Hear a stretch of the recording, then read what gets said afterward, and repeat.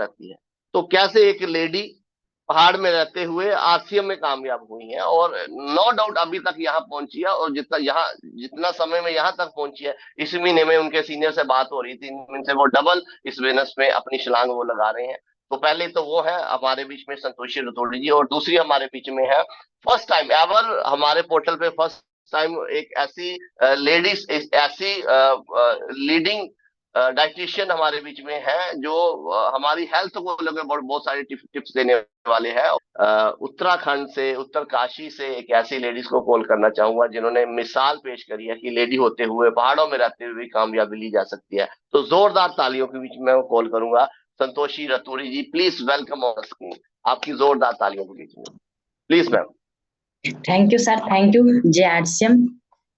सबसे पहले आपको प्रणाम सर, आपने बोलने का मौका दिया। और गुड मॉर्निंग जितने भी साथी यहाँ पे बैठे हैं, जय आरसीएम। और अपना नाम परिचय देती हूँ।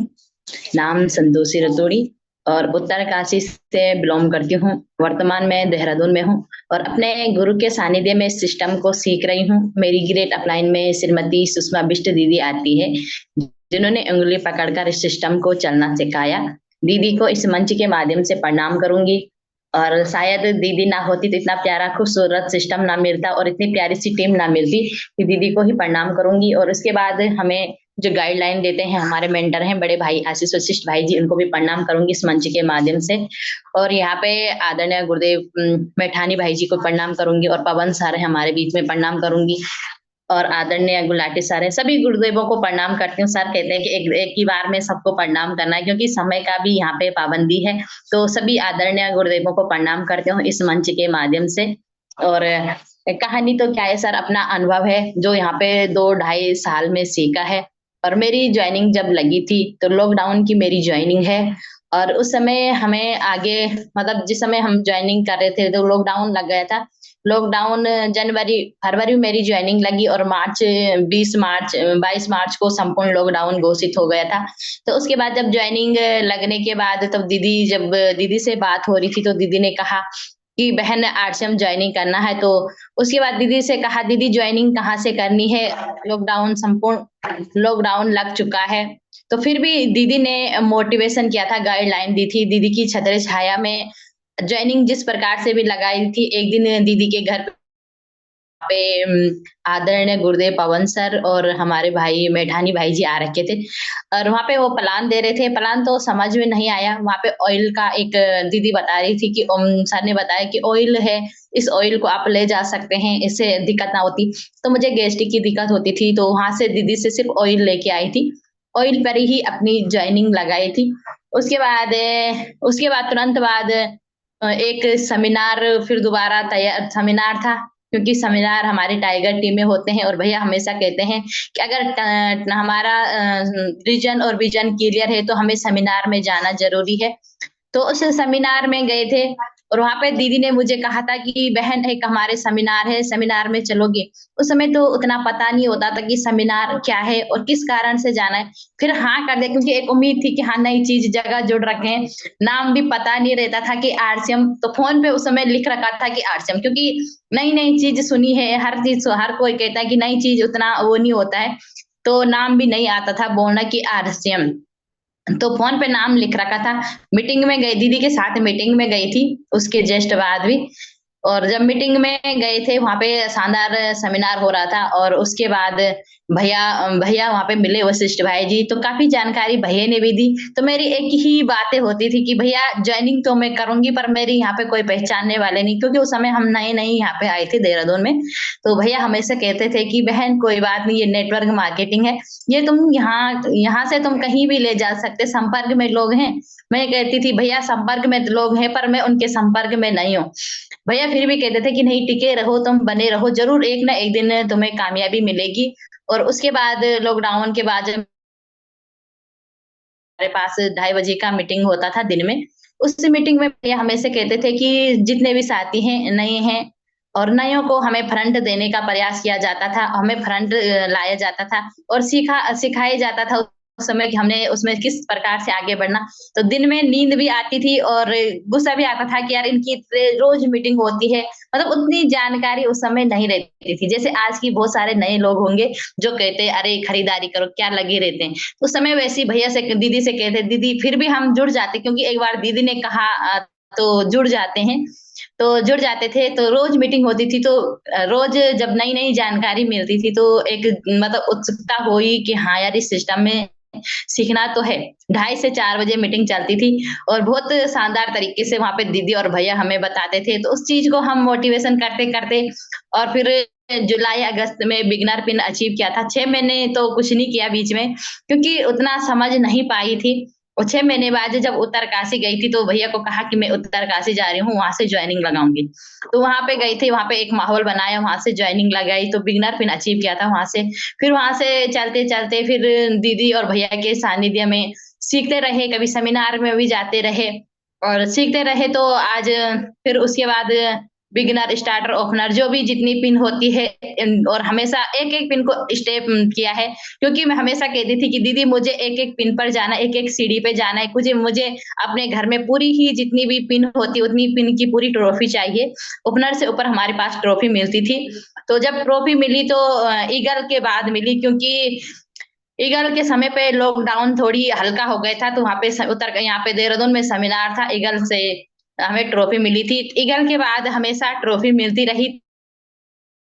दीदी और भैया के सानिध्य में आगे बढ़ने का प्रयास हुआ और फिर उसके बाद रॉयल्टी भी निकली। और पिछले समय की बात बताऊँ, जब मेरा इसी सितंबर में पिछली बार टेक्निकल का स्टार स्टार पर्ल का था, तो सर लोगों का मैसेज आया था कि बहन स्टार पर्ल आगे इस मेंटेन करना है। तो बोला भैया, सर को बोला था कि सर देखते हैं हो पाता है कि नहीं, पर हमेशा परमात्मा कहते हैं ऑफलाइन का आशीर्वाद साथ है, तो भगवान चाहा तो वहीं राह मिलती है। तो उसी प्रकार से चाहा जहाँ चाह मिली वहाँ राह मिली। उस समय 3 मंथ का जो टेक्निकल क्वालीफाई होता था, तो सितंबर माह से शुरू किया था। सितंबर, पिछली बार भी सितंबर छूलो अंबर था, तो सर का और दीदी और भैया औरों का हमेशा कहना था कि नहीं करना है, हो जाएगा, हो जाएगा।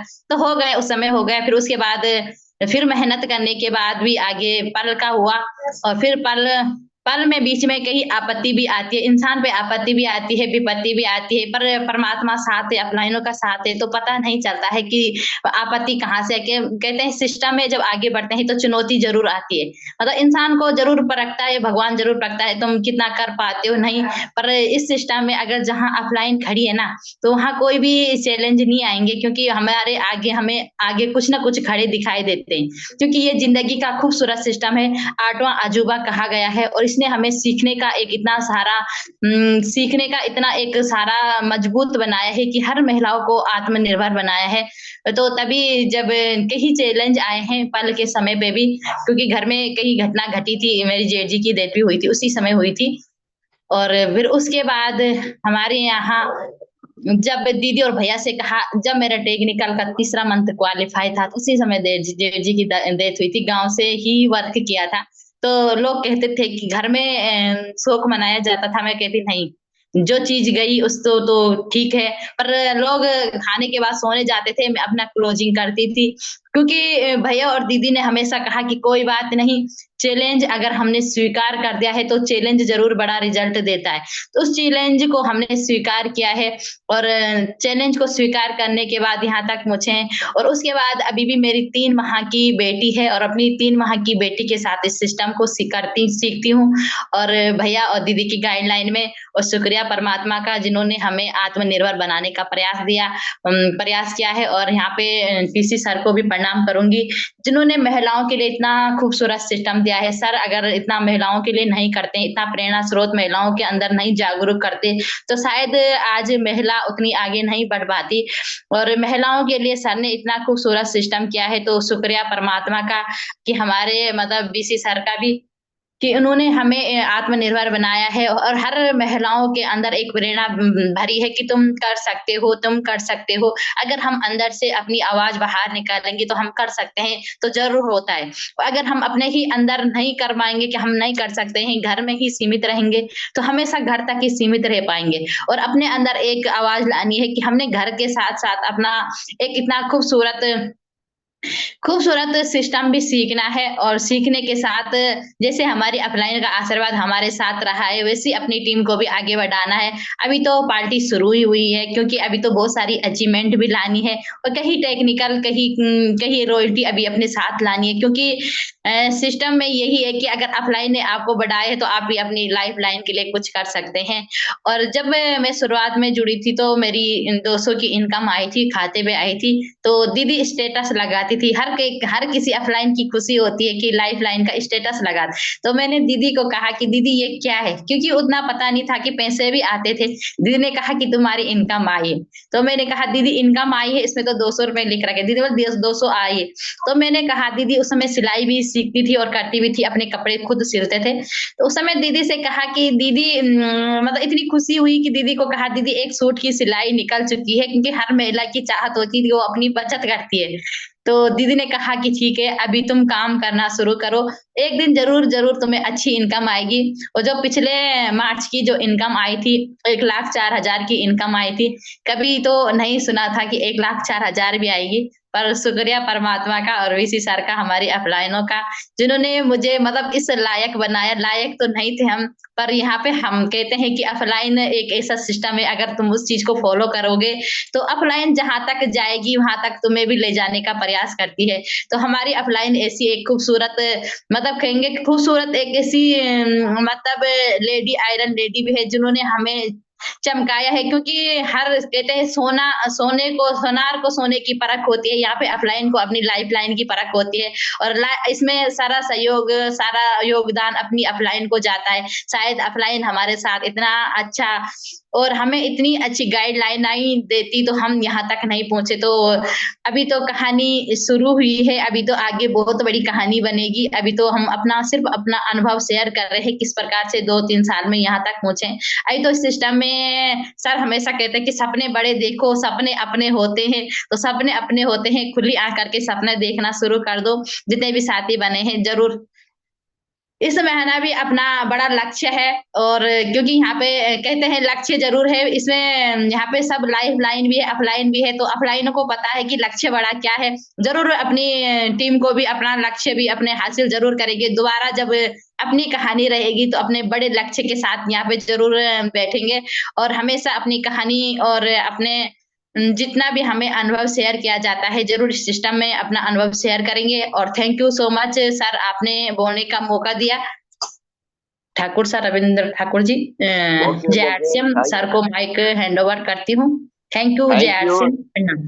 Thank you ma'am, thank you. ये थे हमारे बीच में iron lady Recording Santoshi stopped. रतोड़ी जी, जिन्होंने जबरदस्त तरीके से अपनी जो बात रखी है। और मैं बड़ा प्रभावित हूँ इनसे कि वे ऐसे जगह से आ रहे हैं जहाँ पे चलना, यहाँ से काम करना बड़ा मुश्किल होता है। ऐसी टफ कंडीशनों में उन्होंने अपने आप को टेक्निकल अचीवर बनाया। तो आप देखें कि टेक्निकल अचीवर बनना अपने आप में एक बड़ी बड़ी चीज है, बड़ा अचीवमेंट है लेडीज होते हुए। और ये हमें, हमारे लिए, हमारे 1,500 लोगों के लिए एक प्रेरणा का पाठ है कि अगर संतोषी रतूरी जी कर सकते हैं तो हम भी डेफिनेटली कर सकते हैं। तो ये उनका स्टोरी पार्ट था। और आज जैसे कि हम बता रहे थे कि आज का कल से एक पोस्टर रिलीज हो रहा है कि पहली बार हमारे बीच में एक ऐसे ऐसे